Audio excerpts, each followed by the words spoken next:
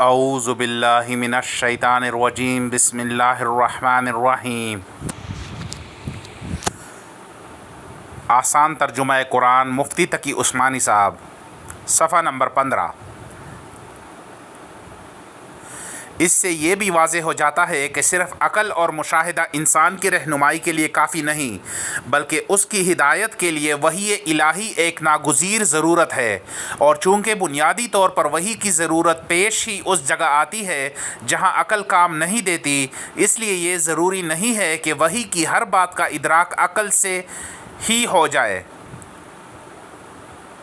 بلکہ جس طرح کسی چیز کا رنگ معلوم کرنا عقل کا کام نہیں بلکہ حواس کا کام ہے، اسی طرح بہت سے دینی عقائد کا علم عطا کرنا بھی عقل کی بجائے وحی کا منصب ہے،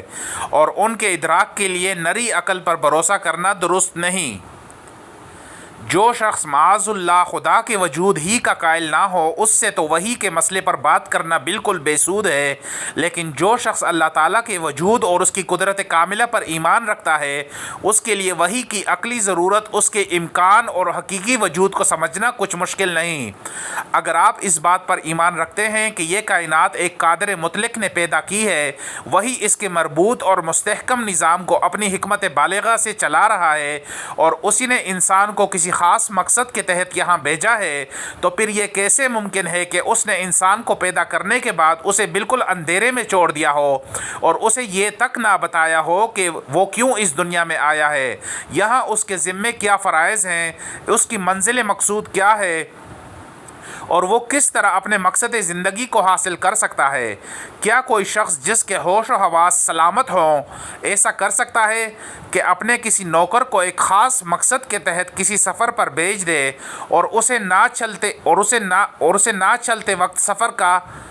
چلتے وقت سفر کا مقصد نہ بتائے،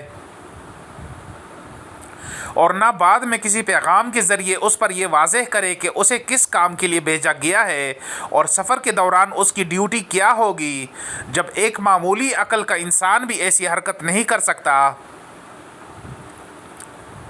تو آخر اس خداوند قدوس کے بارے میں یہ تصور کیسے کیا جا سکتا ہے جس کی حکمت بالغہ سے کائنات کا یہ سارا نظام چل رہا ہے؟ یہ آخر کیسے ممکن ہے کہ جس ذات نے چاند، سورج، آسمان، زمین، ستاروں اور سیاروں کا ایسا محیر العقول نظام پیدا کیا ہو، وہ اپنے بندوں تک پیغام رسانی کا کوئی ایسا انتظام بھی نہ کر سکے جس کے ذریعے انسانوں کو ان کے مقصد زندگی سے متعلق ہدایات دی جا سکیں؟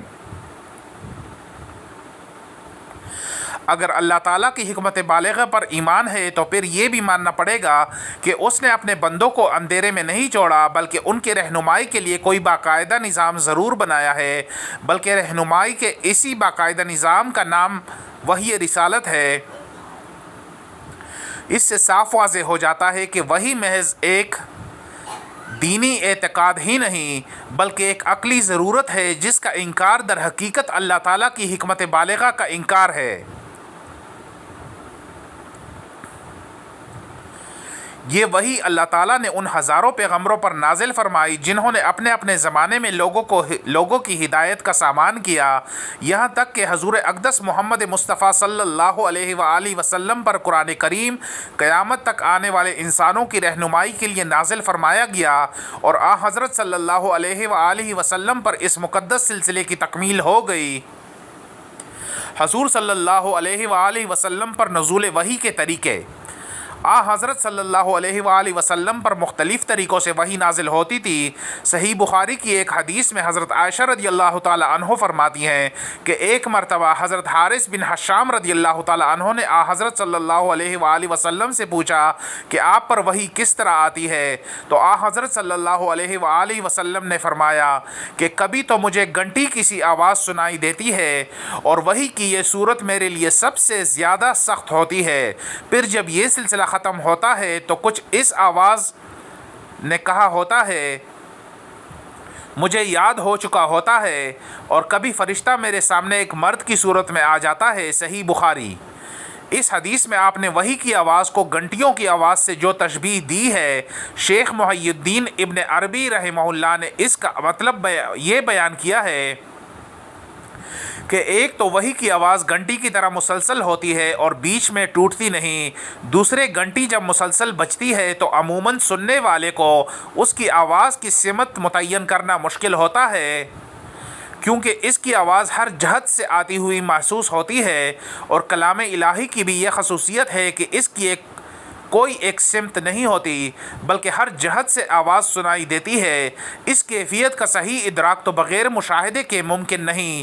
لیکن اس بات کو عام ذہنوں سے قریب کرنے کے لیے آپ نے اسے گھنٹیوں کی آواز سے تشبیہ دی ہے۔ فیض الباری۔